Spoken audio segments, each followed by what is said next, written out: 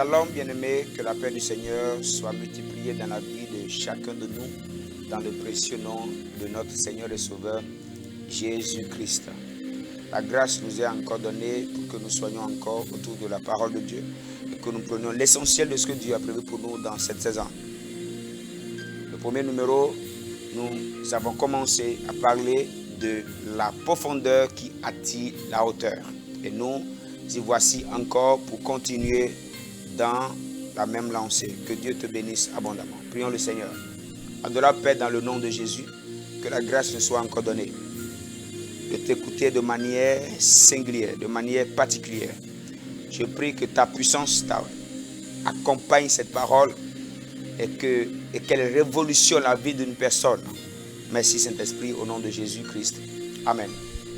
Que Dieu nous bénisse abondamment.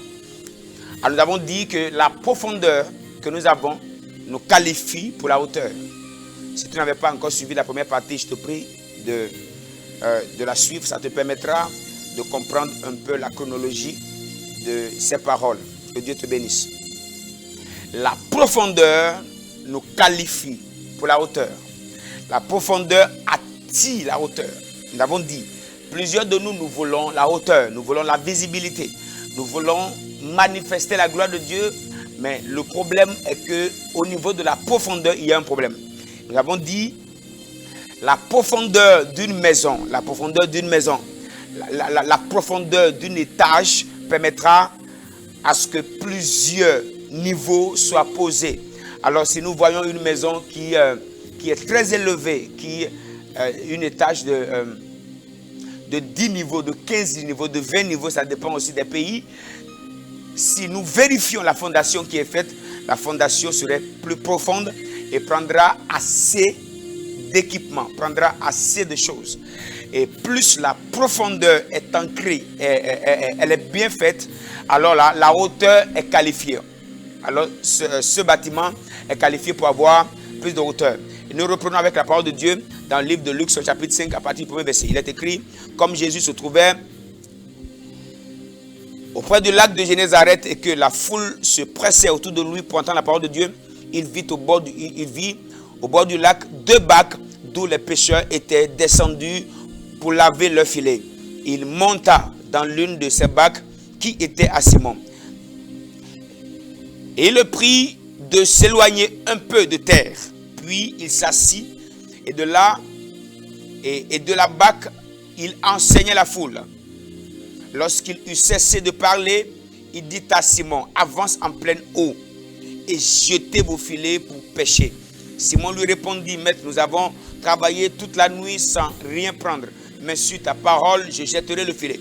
L'ayant jeté, il prit une grande quantité de poissons et leur filet se rompait. Il fit signe à leurs compagnons qui étaient dans l'autre bac de venir les aider. Il vint et il remplit les 2 bacs au point qu'elle enfonçait.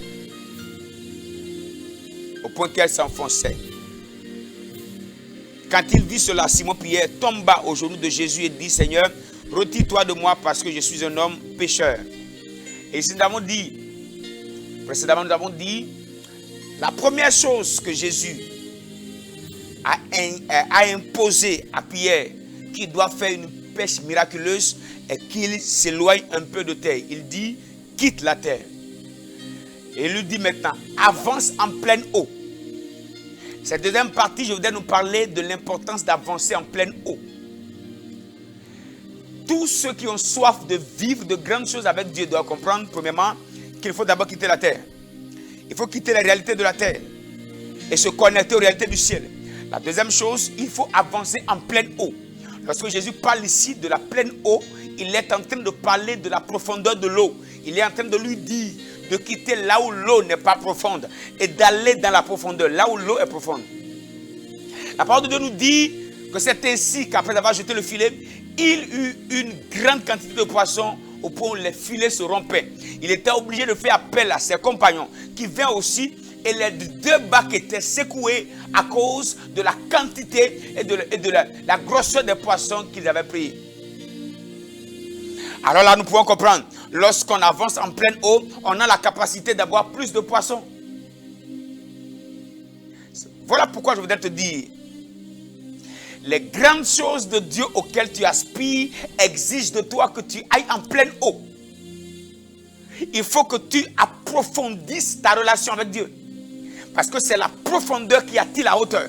C'est la profondeur qui crée la gestation, la manifestation, qui crée la visibilité. Lorsque les choses s'approfondissent avec Dieu, elles reçoivent la capacité de bondir et de monter plus haut. Lorsqu'on prend un ballon, qu'on l'enfonce dans une piscine, plus on l'enfonce et on le relâche, plus le ballon rebondit et monte plus haut. Lorsque tu veux monter plus haut avec Dieu, il est très important que tu approfondisses ta relation avec Dieu. C'est ainsi que tu seras propulsé dans une plus grande gloire. La quantité de poisson était tellement élevée, tellement il n'était pas en mesure de le garder lui seul. Son filet se rompait et sa barque voulait même se noyer. Il était obligé. La barque s'enfonçait. Il était obligé d'appeler ses compagnons. Et les deux barques étaient remplies. Ça veut dire, tu as la capacité de remplir ta vie de gloire et tu as aussi la capacité de remplir les vies de ceux qui t'entourent de gloire si tu peux réellement payer le prix de la profondeur. Lui seul, il est allé en eau profonde et la quantité de poissons prise, cette quantité est capable de le satisfaire, lui, de combler ses vides. Et il était aussi en mesure de remplir les bacs d'autres personnes. Il y a des choses que toi seul tu es capable de faire. Il y a des changements radicaux qui doivent arriver dans ta vie et qui doivent impacter des vies si seulement tu décides toi aussi d'aller en eau profonde. Si nous pouvons aller en eau profonde, les grands poissons, les gros poissons ne sont pas à la rive, ne sont pas juste superficiels sur les eaux. Il y a des poissons qu'on ne peut jamais voir quand on approche l'eau. Mais il y a des poissons avant de les voir, il faut aller en profondeur. Les baleines, on ne les trouve pas superficiellement. C'est les frétins, les petits poissons qu'on peut voir. Les gros poissons, on ne les voit pas de manière superficielle. C'est seulement lorsqu'on va en eau profonde qu'on prend les gros poissons. Ça veut dire, il y a des miracles de Dieu qui t'appellent. Il y a des miracles qui t'attendent. Il y a des signes, des prodiges qui t'attendent. Il y a la grande destinée auquel tu es appelé qui t'attendent. Et cette destinée qui t'attend, cette destinée qui t'appelle, te connaît à une réalité. La profondeur. La réalité, la grande destinée qui t'appelle, qui t'attend. Fais maintenant crier la profondeur qui t'appelle.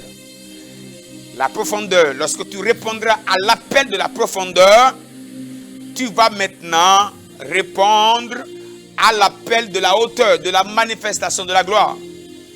Il est important de savoir que la qualité et la quantité de poissons dépend de la profondeur de l'eau. Les grandes choses que tu peux avoir avec Dieu dépendront maintenant de ta profondeur avec Dieu. Il y a certaines manifestations de Dieu que nous ne verrons jamais si nous restons superficiels.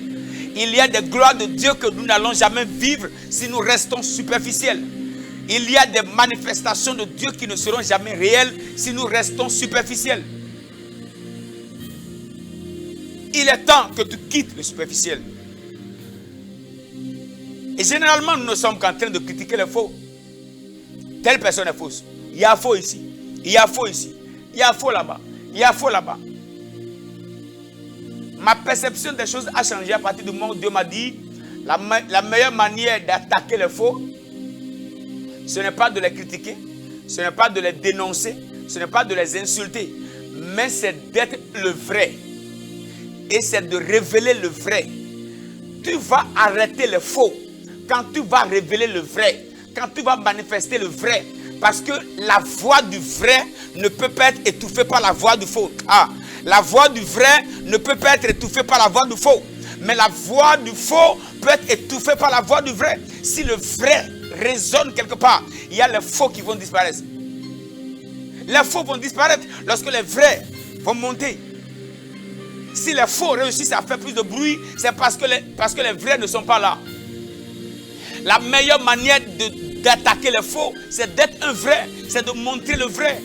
parler de faux miracles, il est important que nous montrions nous-mêmes les vrais miracles. Il est important qu'on démontre les vrais. On ne peut pas parler de faux. On ne peut pas parler de faux si on ne parle pas de, si on ne montre pas les vrais. Si on ne connaît pas la qualité du vrai billet, on ne peut pas dire que d'autres billets sont faux. Alors c'est en fonction c'est en fonction du vrai billet qu'on peut maintenant juger le faux billet. Si nous voulons arrêter les faux miracles, démontrons les vrais miracles. Il est important à cette génération d'arrêter de parler. On critique trop, on est trop distrait, on bavarde trop. Restons un peu dans la présence. Allons un peu en profondeur. Entrons un peu dans la présence de Dieu. Entrons dans la présence de Dieu. Passons du temps avec le Seigneur. C'est le facteur qui permettra aux gros poissons de sortir. Il y a des miracles insoupçonnés, des choses que Dieu veut manifester. Mais avant qu'il ne manifeste ces choses, Dieu a besoin des personnes qui vont décider, payer le prix d'aller en pleine eau pour aller prendre les gros poissons, qui vont sortir les gros poissons et qui seront en mesure de montrer aux autres que oui, la pêche miraculeuse est possible. Les fali atu shanahaya. La pêche miraculeuse est possible. Il y a des signes, des prodiges et des miracles que nous serons en mesure de manifester dans notre génération si nous décidons de payer le prix de la profondeur. On parle trop. On est trop distrait. Et aujourd'hui, pour connaître les faux, il faut aller sur Facebook. Comme si Facebook était le don de discernement. Il faut aller sur YouTube. C'est ce qu'un homme dit. C'est ce que quelqu'un dit sur quelqu'un. Qui constitue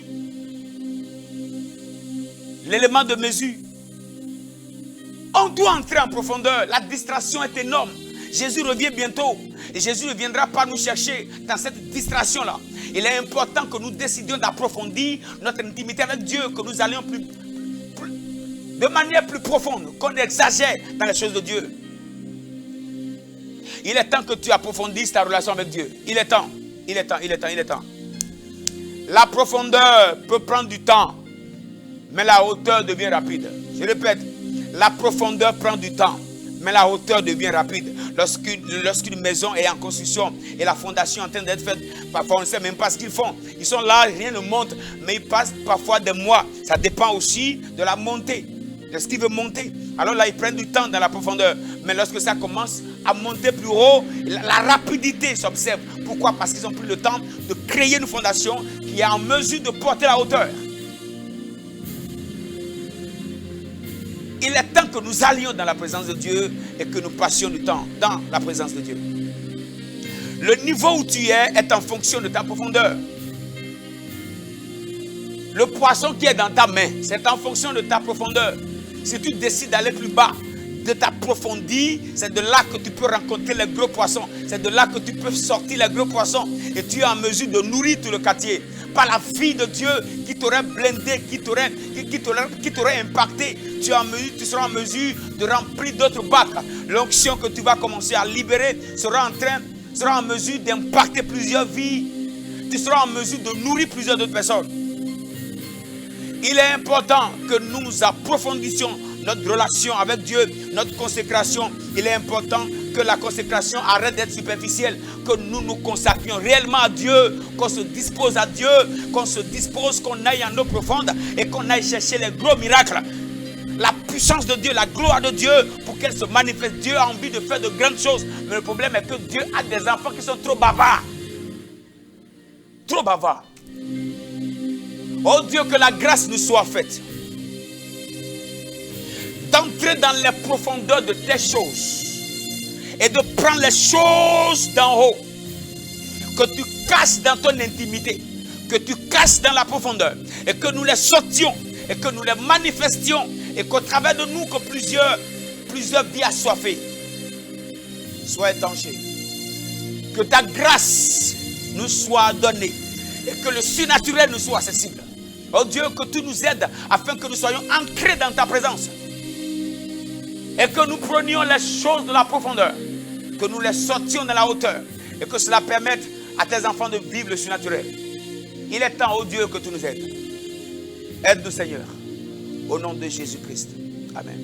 Merci d'avoir suivi jusque-là. Que Dieu te bénisse abondamment. Et à la prochaine pour la suite. Ne rate pas ça. Shalom chez toi.